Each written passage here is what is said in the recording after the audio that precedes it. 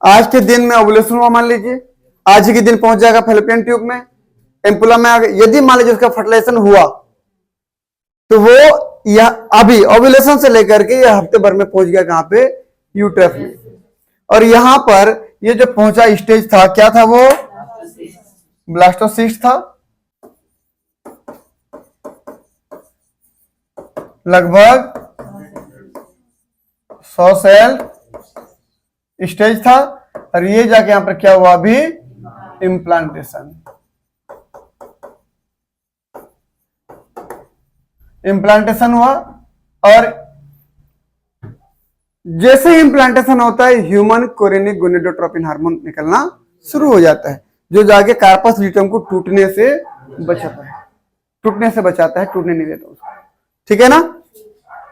तो ये जो इम्प्लांटेशन बोल रहा हूं कितने दिन में हुआ, लगभग 7 डेज में, यहां से लेकर लगभग 7 डेज ओवुलेशन के बाद से, है ना।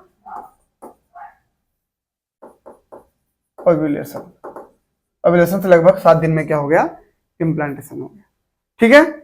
जैसे ही इम्प्लांटेशन हुआ, यूट्रस दिख रहा है ना, यूट्रस का ये एंडोमेट्रियम है। इस एंडोमेट्रियम में जैसे ही इम्प्लांटेशन हुआ, ट्रोफोब्लास्ट की जो सेल थी चारों तरफ की, वो प्लेसेंटा बनाएगी। अंदर का इनर सेल मास एम्ब्रियो बनाएगा। तो ये जो प्लेसेंटा बना, दिख रहा है ना आपको, ये दिख रहा है, ये पूरा दिख रहा है, देखो ब्लड वेसल्स दिख रहा है ना, ये पूरा प्लेसेंटा है, इतना ये पूरा प्लेसेंटा है। तो प्लेसेंटा क्या करता है, एंडोमेट्रियम में जाकर के धंस जाता है और एंडोमेट्रियम के ब्लड वेसल्स और प्लेसेंटा के blood vessel, endometrium maternal blood vessels है, माता जी का है, और प्लेसेंटल जो ब्लड वेसल है वो बच्चे का है। दोनों इस प्रकार से ऐसे आपस में उलझ जाते हैं। याद रखना, कभी भी दोनों का ब्लड वेसल्स जुड़ा नहीं होता एक ट्यूब में, अलग अलग रहता है दोनों का, बस नेटवर्क के रूप में फैले रहते हैं, उलझ जाते हैं ऐसे, समझ में। दोनों के ब्लड वेसल कहीं पर भी जुड़ी नहीं है, कि ऐसा नहीं है कि माता जी का ब्लड बच्चे में बह रहा है, भाई बच्चे का माता जी में आ रहा है, बिल्कुल नहीं होता। अगर ऐसा होता, माता जी का जो ब्लड ग्रुप होता बच्चे का भी वही होता। ऐसा होता है क्या, नहीं। इसका मतलब ब्लड कभी मिक्स नहीं होते आपस में। जो भी न्यूट्रिशन ट्रांसफर होता है, जो भी ग्लूकोज, जो भी ऑक्सीजन, जो भी ट्रांसफर हुआ, विटामिन जो भी ट्रांसफर हुआ, वो डिफ्यूजन द्वारा होता है। ये माताजी का ब्लड वेसल्स का ऊपरी सरफेस था, ये प्लेसेंटा का बच्चे का ब्लड वेसल का ऊपरी सरफेस था, दोनों सरफेस टच हैं, देखो ऐसे। हाँ, अब इस टच में ना यहीं पर डिफ्यूजन होता है। डिफ्यूजन मतलब जो ज्यादा है ज्यादा से कम की तरफ भागेगा। माता जी के ब्लड में ऑक्सीजन ज्यादा था, इसके में कम था, तो ऑक्सीजन यहां से यहां आएगा। अब बच्चे में कार्बन डाइऑक्साइड ज्यादा था, यूज हो रहा था, कहां फेंकेगा उसको, सांस तो लेगा नहीं। तो ब्लड में CO2 ज्यादा था, वो CO2 यहां से मदर के में आएगा। तो ये एक्सचेंज होता है। माता जी जो ग्लूकोज ले रही है, माता जी का ग्लूकोज ब्लड वेसल से बच्चे के ब्लड वेसल में आएगा। बच्चा यूज करने के बाद जो भी यूरिया बन रहा है, जो भी एक्सक्रीटरी मटेरियल बन रहा है, बच्चे के ब्लड वेसल से मदर के ब्लड वेसल में आएगा।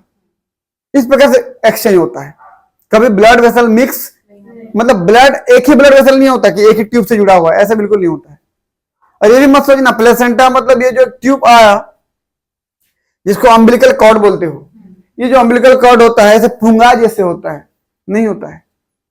फूंगा समझते हो ना, पाइप जैसा नहीं होता। पाइप जैसा होता तो कुछ भी डाल दो तो चला जाता अंदर, नहीं। ऊपर ब्लड वेसल्स का पूरा क्या मास है, टिश्यू है वो, बिल्कुल मत सोचना अंदर से होल है कह के, समझ रहे हो ना, होल नहीं है, पूरा टिश्यू है वो। अच्छा, किसी बच्चे का कट करते हैं, देखे हो? हाँ, बस कट के ताजा वाला कभी देखे हो क्या? कभी होल थोड़ी होता है उसमें, नहीं होता, पूरा ब्लड वेसल्स टिश्यूज रहते हैं उसमें। समझ में आया ना? चलिए अब देखिए इम्प्लांटेशन क्या था, the attachment of the blastocyst to the uterine endometrium through the action of the trophoblast cell that develop over the blastocyst. समझ में आया ना कि जो इम्प्लांटेशन होता है वो ब्लास्टोसिस्ट ही रहता है, जो एंडोमेट्रियम में धंसता है और आगे जाके ग्रो करता है, फाइनली बेबी का डेवलपमेंट करता है, ठीक है ना। और ब्लास्टोसिस्ट कितने सेल की स्टेज होती है? 100 सेल की स्टेज होती है, ठीक। और सेल एम्ब्रियो के कौन से स्टेज में होती है बोलने पर? ब्लास्टोलाइस्ट स्टेज, जिसके चारों तरफ ट्रोफोब्लास्ट होते हैं और अंदर में इनर सेल मास होता है और एक कैविटी होता है। कैविटी को ब्लास्टोसेल कैविटी कहते हो, कई बार बता चुका हूं। इधर एंडोमेट्रियम दिख रहा है आपको, ये इधर बच्चे का प्लेसेंटा, इधर मदर का एंडोमेट्रियम है, ये समझ लीजिए ना आप।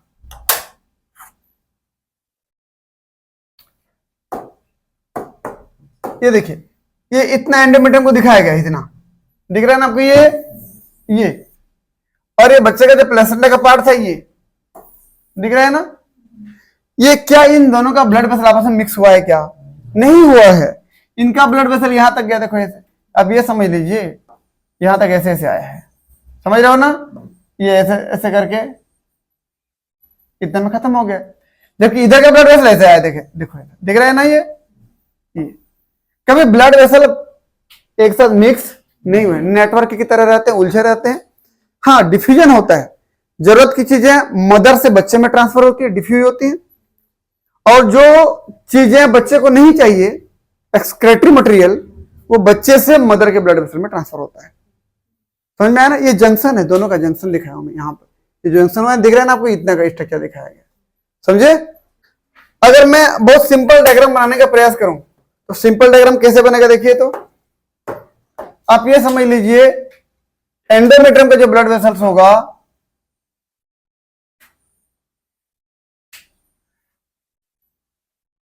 ये समझ लीजिए, और बच्चे का जो ब्लड वेसल्स होगा ये समझ लीजिए,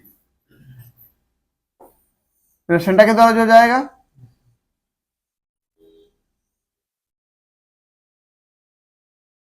कुछ समझ में आया? क्या दोनों ब्लड वेसल मिक्स हुए हैं? नहीं, जितना भी चीजों के एक्सचेंज करना है ना, यहीं पर होगा, समझे, यहीं पर होता है ऐसे, ठीक है। इसका मतलब वो इस प्रकार से उलझे रहते हैं ऐसे, ठीक है ना, कभी जुड़े नहीं रहते, एक साथ जुड़े नहीं रहते। आप ये मत सोचना कि दोनों का ब्लड सेम बह रहा है, बिल्कुल नहीं होता है ऐसे। ऐसे होता तो फिर रिपीट कर रहा हूं, ब्लड ग्रुप दोनों का सेम होता, लेकिन ऐसा नहीं होता है ना। ब्लड ग्रुप डिसाइड होता है उनके माता पिता के स्पर्म ओवा में कौन सा जीन आया था,